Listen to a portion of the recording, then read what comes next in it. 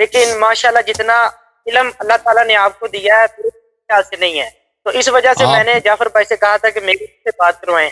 تو آپ کی مہربانی، آپ سے میرے آپ ہمارے بھائی ہیں، خدا آپ کو عزت دے، بہت مہربانی آپ. ہاں جی ہاں جی. تو آپ ایک تو میرا سوال یہ ہے کہ کیا آپ ہمیں مسلمان سمجھتے ہیں کہ آپ ہمیں اپنا بھائی کہیں؟ جی بالکل، آپ کو مسلمان سمجھتے ہیں، اپنا بھائی سمجھتے ہیں. ہم یہودیوں کو بھی اپنا بھائی سمجھتے ہیں، نصارہ کو بھی اپنا بھائی سمجھتے ہیں، ہندو کو، وہ بھی اللہ کے مخلوق ہیں، وہ بھی ہمارے بھائی ہیں، خلقت میں تو سب بھائی ہیں. اور آپ لوگ جو ہیں اسلام میں ہمارے بھائی ہیں. ٹھیک ہے ٹھیک ہے.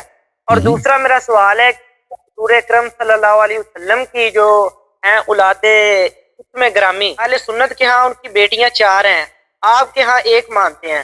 حتیٰ کہ آپ کی جو قرآن کے اندر جو آیت ہے سورۃ الاحزاب کے اندر، یا ایھا النبی قل لازواجک وبناتک ونساء المؤمنین، اس کے تحت ہمارے مفسرین نے لکھا ہے کہ جو لفظ ادھر بناتی کا آیا ہے یہ جمع کیا سیکھا ہے. اور اس کے علاوہ آپ کے جو کتب کے اندر المتحد اعمال کے اندر امام جعفر صادق سے جو روایت ہے کہ انہوں نے فرمایا کہ حضور کی جو 4 بیٹیاں ہیں ان کا باقاعدہ نام لیا، پھر اصول الکافی کے اندر موجود ہے. اس کے علاوہ نہج البلاغہ کے اندر جو خطبہ ہے 168 نمبر جو خطبہ ہے حضرت عثمان کے ساتھ غالباً، اس کے بارے میں کچھ وضاحت کرتے ہیں. دیکھیں، آپ کی خدمت میں عرض ہے کہ نبی کریم صلی اللہ علیہ وآلہ وسلم کی جو بیٹی آیہ تطہیر میں ہے وہ حضرت زہرا سلام اللہ علیہ ہے، جن کے متعلق آیت تطہیر نازل ہوئی ہے، اور وہ آیت کملی میں رسول پاک صلی اللہ علیہ وسلم نے ان کو بار بار کملی میں داخل کیا ہے اور آیت تطہیر پڑھی ہے، وہ حضرت زہرا سلام اللہ علیہ. اور ان کے علاوہ کیا نبی کریم صلی اللہ علیہ وسلم کی اور بیٹیاں ہیں یا بیٹیاں نہیں ہیں؟ وہ ان کے ربائب ہیں. یعنی ربائب کس کو بولتے ہیں؟ ربائب اس کو بولتے ہیں کہ جو آپ اس کو پرورش دیں، پال دیں. مثلا زید ابن حارثہ، سب کو پتہ ہے زید ابن حارثہ نبی کریم صلی اللہ علیہ وسلم کا فرزند نہیں تھا، غلام تھا، وہ اپنے والدین سے بھاگ کے آیا تھا مکہ. تو نبی کریم صلی اللہ علیہ وسلم نے اس کی پرورش کی بچپن سے، اور لوگ کہتے تھے ابو زید، یہ زید کا باپ ہے. تو قرآن کی آیت نازل ہوئی ہے ما کان محمد ابا احد من رجالکم ولکن رسول اللہ وخاتم النبیین صلی اللہ علیہ وسلم. آیت نازل ہوئی کہ نبی کریم صلی اللہ علیہ وسلم کسی مرد کا باپ نہیں ہے، یعنی زید کا باپ نہیں ہے. ان کو ابو زید نہ کہیں، مسلمان ابو زید کہتے تھے. کیوں ابو زید کہتے تھے؟ کیوں ابو زید؟ اس لیے کہتے تھے کہ زید بچپن سے ان کی پرورش کیا، وہ ایک غلام تھا، کوئی اس کا ٹیک کیئر کرنے والا نہیں تھا. تو نبی کریم صلی اللہ علیہ وسلم بہت کریم تھے، اس یتیم کی اس نے پرورش فرمائی ہے. یتیم تو نہیں تھا لیکن وہ ماں باپ اس کے دور تھے. تو اس کیا جو بیٹیاں، جن کو بیٹیاں کہا جاتا ہے، کیا وہ نبی کریم صلی اللہ علیہ وسلم کے اس طرح تھے کہ ربائب تھیں؟ یعنی ربیبہ کہتے ہیں جس کی پرورش کیا جیسے زید ہے. تو ایک قول یہی ہے عزیز میرے بھائی، ہمارے علماء کے درمیان ایک قول یہی ہے کہ وہ جو 3 بچیاں تھیں وہ حضرت خدیجہ سلام اللہ علیہا کی بھتیجیاں تھیں جو یتیم تھیں، ان کا کوئی ٹیک کیئر کرنے والا نہیں تھا. اور نبی کریم صلی اللہ علیہ وسلم کریم تھے، یتیم پرور تھے، وہ اپنے اظہار نبوت سے پہلے یتیم پرور تھے. تو انہوں نے ان کی پرورش کا اپنا ذمہ لے لیا ہے، تو وہ ان کے گھر میں رہے. بعد میں جو ہے وہ جب جوان ہو گئی تو انہوں نے ان میں سے 2 نے کس کے ساتھ شادی کیا؟ ابو سفیان کے، ابو جہل کے بیٹے کے ساتھ، ابو جہل کے بیٹے کے ساتھ، یا ابو لہب کے بیٹے کے، اب میں بھول گیا، ہاں، کہ 2 بیٹوں کے ساتھ، ہاں، عتبہ اور شیبہ. پھر ان کو طلاق دیا. تو کیا یہ ان کے بیٹے یعنی ان کے صلب میں سے ہیں یا ان کے صلب میں سے نہیں ہے؟ کیونکہ بنت دونوں کو کہا جاتا ہے. یہ میرا کوئی اس مسئلے پہ کوئی موقف نہیں ہے. میں کہتا ہوں مجھے نہیں معلوم، میں کہتا ہوں ابھی فی الحال میرے ذہن سے نکل گیا، کیونکہ میں نے اس مسئلے میں تحقیق کیا تھا بہت پہلے، 10-12 سال پہلے. تو ابھی میرے ذہن سے نکل گیا ہے کہ وہ کیا وہ ان کی بیٹیاں ہیں یا ان کے ربائب ہیں. اگر ابھی فی الحال مجھے نہیں معلوم، لیکن اگر ہم ان کو بیٹیاں بھی کہہ بھی دیں کہ مثلا ثابت بھی ہو جائے کہ ان کے صلب میں سے ہیں، ان کے صلب میں سے، تو کیا ہوا؟ تو اس سے کیا ہوا؟ مثلا اگر انہوں نے عثمان سے شادی کی ہے تو آپ کو پتہ ہے کہ وہ مطلقہ تھیں، کیونکہ پہلے انہوں نے غیر مسلمانوں سے، کفار سے شادی کیا. بعد میں جب ان کی طلاق ہو گئی ہے، بعد میں انہوں نے عثمان سے شادی کیا. ایک ہی شادی ہو گئی ہے، پھر وہ وفات ہو گئی، پھر دوسرے نے شادی کیا.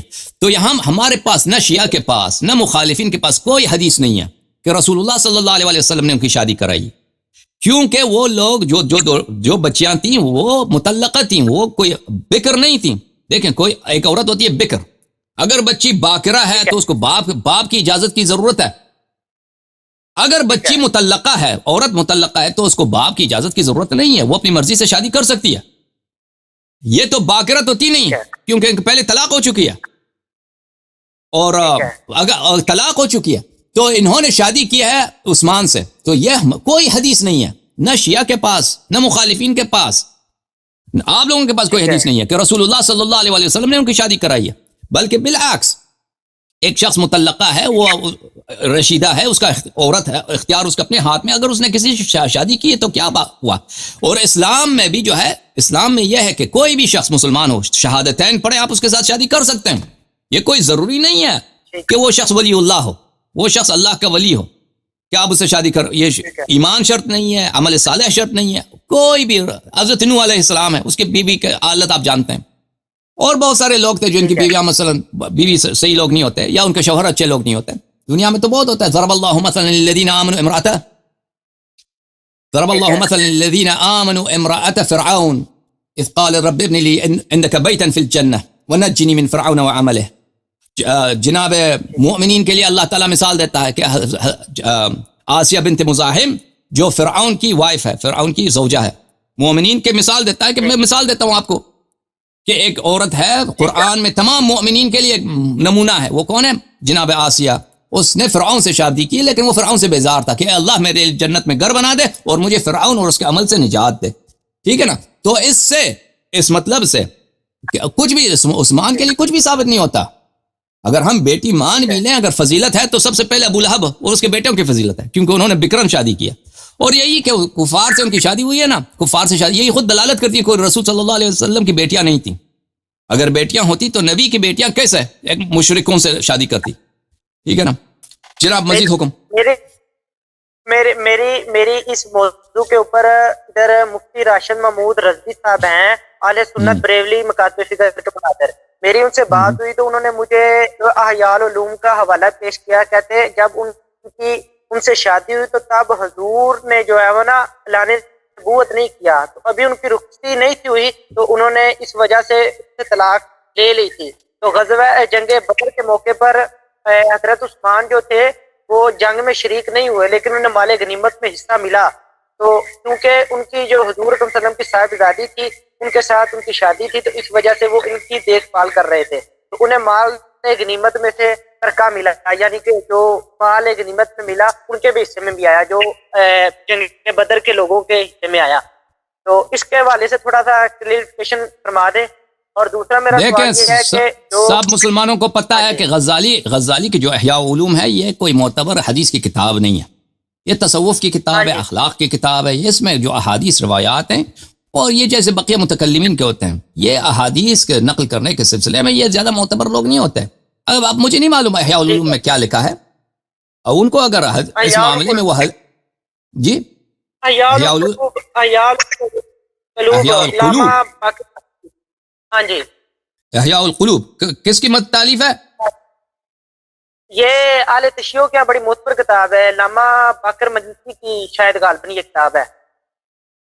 اچھا مجھے نہیں معلوم، مجھے دیکھنا ہوگا اس کتاب میں. بہرحال ہمارے نزدیک اگر یہ ہمارے جو احادیث مشہور معروف جو حدیث کی کتابیں ہیں نا، ان کے نام سب لوگ جانتے ہیں. احیاء القلوب ان احادیث میں، ان کتب میں کوئی ایسی کتاب حدیث کی کتاب نہیں ہے احیاء القلوب. اب وہ کوئی غیر معروف غیر مشہور کتاب ہے جو جس سے کوئی رجوع نہیں کرتا. راشد رضوی کو اس میں سے کوئی حدیث مل گیا، مجھے نہیں معلوم اس کا مجھے صفحہ نمبر حوالہ دے دیں تو میں دیکھ لوں گا.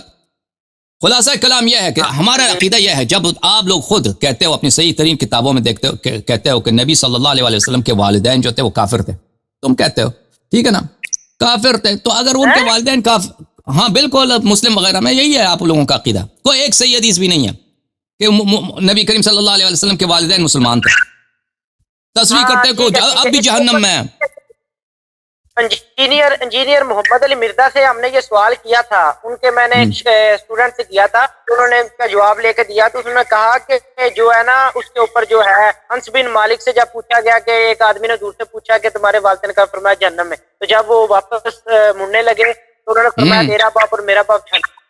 تو میں نے ان سے پوچھا تو انہوں نے کہا کہ اس سے باپ سے مراد ان کے چچا ہیں، یعنی کہ جناب ابو طالب کے بارے میں. نہیں تو انہوں نے صحیح مسلم کے اندر حوالہ دیا، 2274 نمبر روایت ہے. ادھر جب انہیں نا حضرت غالباً عبادہ بن جراح یا پھر کسی صحابی کو بھیجا جب زکوٰۃ اکٹھا کرنے کے لیے، تو انہوں نے کہا کہ حضرت عباس جو ہے نا وہ زکوٰۃ نہیں دے رہے، تو انہوں نے فرمایا کہ چچا جو باپ کی مثل ہوتا ہے تو ان کی زکوٰۃ میں دوں گا. تو انہوں نے کہا کہ انجینئر بھائی کا اس کے اوپر لیکچر بھی ریکارڈڈ ہے اس کے اوپر. تو انہوں نے کہا کہ ہم نے تو اس کا جواب صحیح مسلم دیا. جی میں صحیح مسلم سے آپ کو حدیث دکھاتا ہوں ابھی. ٹھیک ہے، صحیح مسلم کی 500 نمبر حدیث ہے. میں آپ کو حدیث دکھاتا ہوں، یہ مسلم کی کتاب ہے، دیکھیں یہ مسلم ہے، صحیح سقیم مسلم چاپ دار الفکر یہ ہے کہ دیکھیں انس سے روایت ہے، انس سے روایت ہے، معاف کیجیے گا ایک منٹ، انس سے روایت ہے کہ ایک شخص آیا نبی کریم صلی اللہ علیہ وآلہ وسلم کے پاس، قال یا رسول اللہ این ابی، یا رسول اللہ کہاں ہے میرے والد، میرے باپ کہاں ہیں؟ قال فی النار، تیرا باپ جہنم میں. فلما قفا، جب وہ پیچھے پلٹا، دعاہ، اس کو بلایا. فقال ان ابی و اباک فی النار، ان ابی میرا باپ اور تیرا باپ دونوں جہنم میں. ٹھیک ہے نا، میرا باپ تیرا باپ دونوں جہنم میں. اب یہ کہنا کہ اس سے مراد اس کے والد نہیں تھے، حضرت ابو طالب علیہ السلام سے کہاں قرینہ ہے؟ جب ایک شخص کہتا ہے میرا والد تو اس سے مراد ہے اس کا باپ. اگر اس سے مراد ہوتا میرے چچا ہوتے تو کہتے میرے چچا، لیکن وہ نہیں کہا انہوں نے. اچھا میں آپ کی خدمت میں عرض کروں، بھلے اسی آپ کی خدمت اجازت دیں، اجازت میں مزید ایک حدیث دکھاؤں آپ کو. ٹھیک ہے، یہ پھر ہے صحیح مسلم ہے، صفحہ نمبر 442، باب استئذان النبی رب. حدیث نمبر بھی دکھائیں گے. یہ باب ہے کہ نبی کریم صلی اللہ علیہ وسلم نے اللہ سے اجازت مانگی کہ مجھے میرے والدہ کی قبر کی زیارت دو، کی اجازت دو. حدیث نمبر ہے 974. استأذنت ربی، اب میں نے اللہ سے اجازت مانگی، ان استغفر لأمی، کہ میں اپنی والدہ کی استغفار کروں. فلم یأذن لی، اللہ نے مجھے اجازت نہیں دی کہ میں اپنے والدہ کی قبر کی کہ اپنی والدہ کی استغفار کروں. واستأذنته ان ازور قبرها فاذن لی، میں نے اجازت مانگی کہ ان کی قبر کی وزٹ کروں، تو وزٹ کرنے کی، وہاں جانے کی اجازت دی. اچھا بھلی پھر وہی حدیث تو اگلے صفحے میں بھی ہے. بھلے پھر کہا کہ قبروں کو زیارت کرو، قبروں کو وزٹ کرو، کیونکہ اس سے موت یاد آ جاتا ہے. اچھا آپ کی خدمت میں عرض کروں کہ اس میں بھی تصریح ہے کہ والدین، میں آپ کی خدمت میں عرض کروں کہ آپ کی خدمت میں ایک اور دکھاؤں کہ ایک کتاب ہے آپ کے ملا علی قاری جو حنفیوں کا بہت بڑا عالم ہے، بھلے اس نے یہ کتاب لکھی ہے. یہ کتاب ہے عقیدۃ الموحدین والرد علی الضلال والمبتدعین. اچھا یہ اس میں کئی ایک کتابیں ہیں، ایک کتاب ہے لیکن اس میں جو ہے اندر جو ہے بہت ساری کتابوں کو جمع کیا ہے انہوں نے، چھوٹے چھوٹے جو کتاب ہوتے ہیں. اس میں ایک کتاب یہ ہے، اس کتاب میں جو چھپی ہے اس کے ضمن میں، الرسالہ السابع عشرہ، کتاب نمبر 17، معتقد ابی حنیفہ فی و ابوی الرسول صلی اللہ علیہ وسلم. ابو حنیفہ جو آپ کا امام ہے، اس کا عقیدہ وہ رسول اللہ صلی اللہ علیہ وسلم کے والدین کے متعلق اور اس کے دلائل. اس کا مؤلف کون ہے؟ علی ابن سلطان محمد القاری، جو اس کتاب کی مشکات المصابیح کے جو مؤلف ہے، مرقات المفاتیح، مرقات کا جو مؤلف ہے ملا علی قاری، یہ وہی ہے.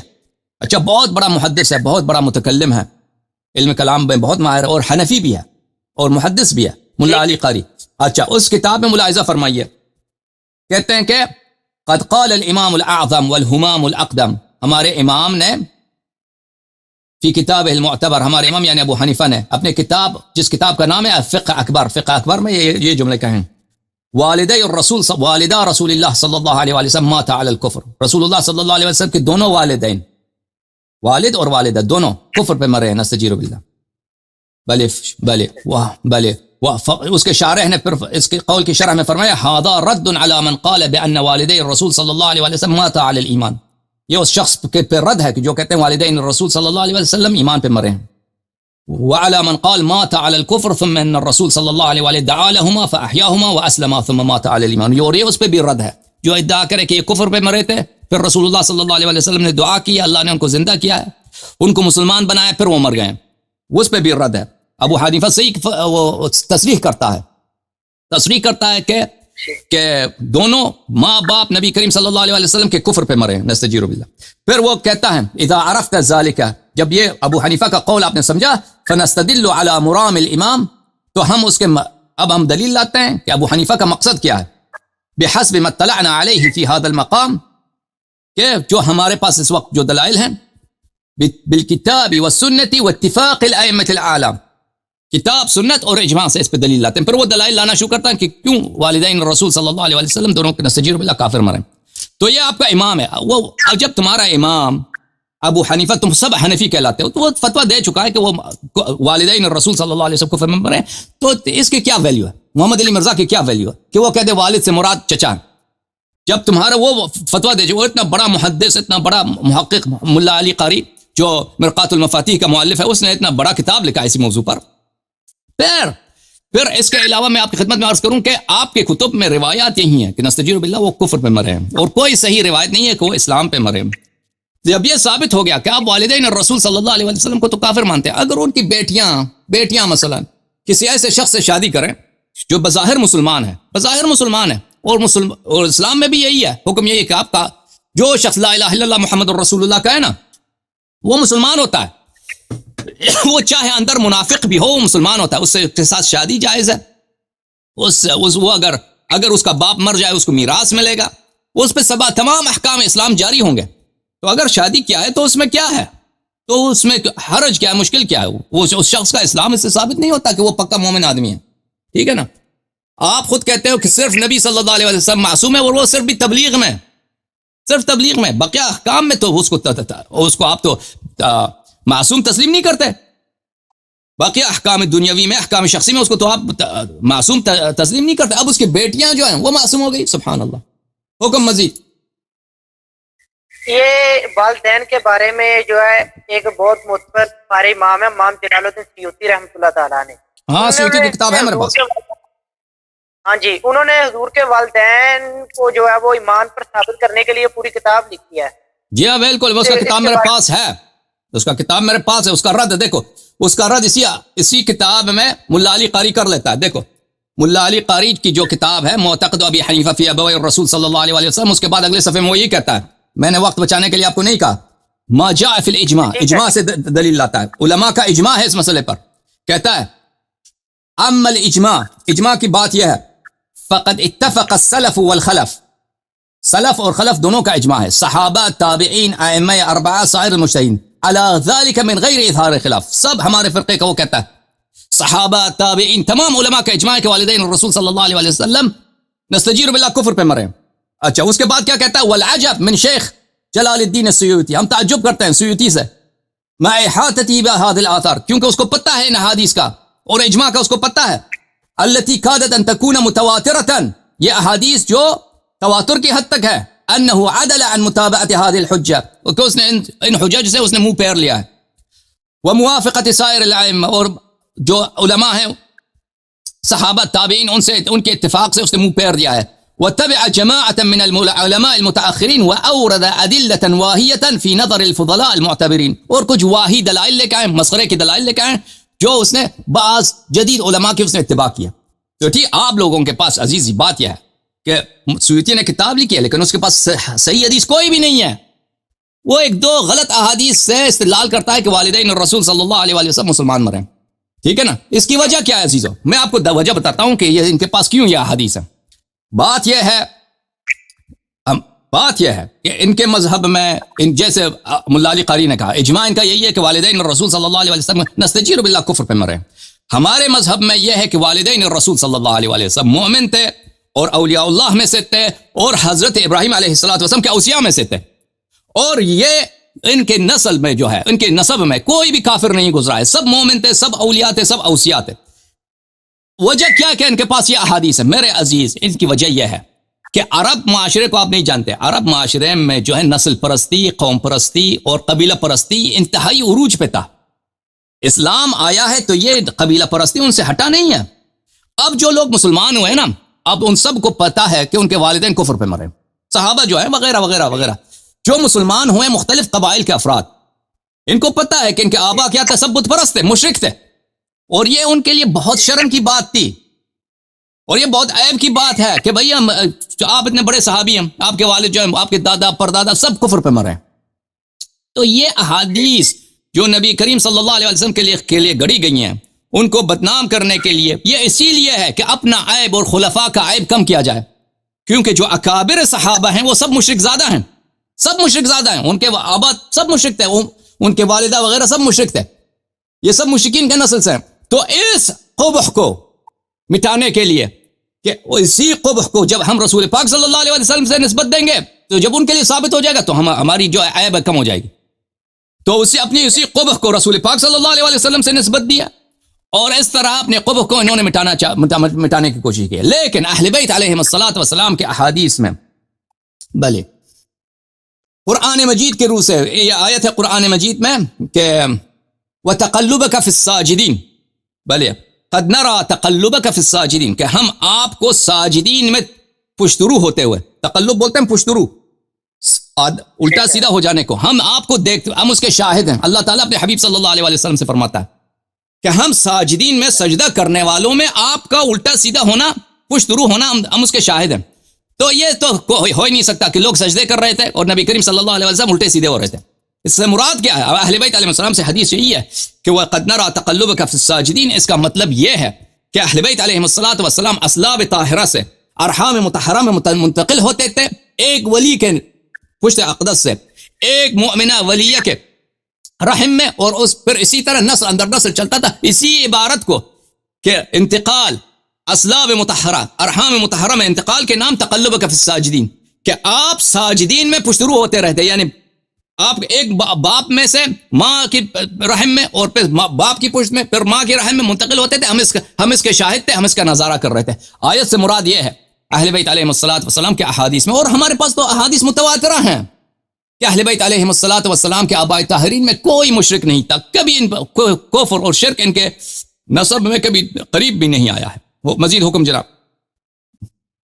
اور دوسرا میرا یہ سوال ہے کہ آپ کے نزدیک یہاں کے جو اہل شیعہ بات کو مانتے ہیں خلفاء راشدین جن کو مسلمان، آپ کے نزدیک خلفاء راشدین اور اما عائشہ اور اما حفصہ، ان کے بارے میں آپ کا کیا عقیدہ ہے؟ کیا یہ مسلمان تھے، کیا یہ منافق تھے، یا اس کے بارے میں آپ تھوڑا یہ ظاہر میں تو مسلمان تھے نا، لیکن ان سے ایسے افعال صادر ہو گئے جو ان کو سبب خروج از اسلام بنتے ہیں. انہوں نے نبی کریم صلی اللہ علیہ وسلم کی بے حرمتیاں کی ہیں، ٹھیک ہے نا، گالی دی ہیں، بے حرمتی کیا ہے، اور وہ بالاجماع کفر کا سبب ہے.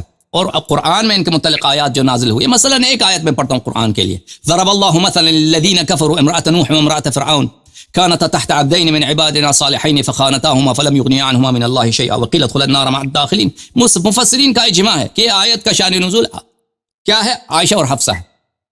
اور یہاں پہ کنایہ، اللہ کنایہ دے رہا ہے. یہ آپ ملاحظہ فرمائیں، میں چیلنج دیتا ہوں علماء کو، آپ جا کے دیکھیں تفسیر فخر رازی مفاتیح الغیب، وہ کہتے ہیں کہ یہ آیت کنایہ ہے. امرأۃ نوح و امرأۃ لوط کنایہ ہے. یہ اصل کنایہ سے مراد کیا ہوتا ہے؟ کنایہ سے مراد یہ ہوتا ہے کہ ظاہر الفاظ کچھ اور ہوتے ہیں، مقصود کچھ اور ہوتے ہیں، ٹھیک ہے نا. کنایہ کا یہ مقصد ہے کہ مقصد کچھ اور ہے، الفاظ کچھ اور ہیں. یہ اس کو بولتے ہیں تعریف، اس کو بولتے ہیں کنایہ. ضرب اللہ مثلا للذین کفروا، اللہ تعالیٰ مثال دیتا ہے کفار کے لیے. اور یہ سورہ تحریم ہے. سورہ تحریم سب عائشہ و حفصہ کی شان میں ہے. آپ کو جانتے ہیں کہ اللہ کفار کے لیے مثال جو نمونہ پیش کرتا ہے، نمونہ پیش کرتا ہے فرعون کا نہیں، نمرود کا نہیں، حامان کا نہیں، مثلا عتبہ ابن ربیعہ کا نہیں، جو کفار قریش تھے، بڑے بڑے سردار تھے مشرکین، ان کا نہیں. کن کا مثال پیش کرتا ہے؟ ہاں کن کا؟ امرأۃ نوح و امرأۃ لوط. لوط علیہ السلام کی بیوی اور نوح علیہ السلام کی بیوی، کانتا تحت عبدین من عبادنا صالحین فخانتاہما فلم یغنیا عنہما من اللہ شیئا.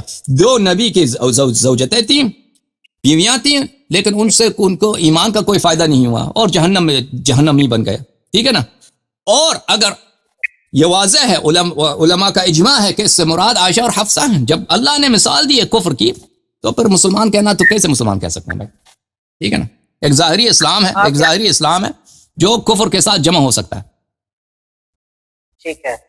اور اس کے بارے میں ایک تو کلیریفیکیشن یہ دے دیں، نہج البلاغہ کے اندر خطبہ موجود ہے خطوط کے 6 نمبر کے اندر. بھائی آپ پلیز میرے اسپیچز دیکھ لیں یوٹیوب پر، وہاں پہ سرچ کیجئے، وہاں پہ آپ کو مل جائے گا، ٹھیک ہے، بہت مل جائے گا. اور تیسرا میرا سوال، اوکے کافی ہے، اگلے ہفتے نیکسٹ ویک آپ دوسروں کو بھی باری دیں، ٹھیک ہے نا جی میرے بھائی، دوسرے ہفتے. ہے. اوکے تھینک یو خدا حافظ بہت مہربانی آپ کی. اب دوسروں کو وقت دیں, اگلے ہفتے آپ پھر کال کیجیے, ہم یہاں پہ ہیں, کہیں جا نہیں رہے.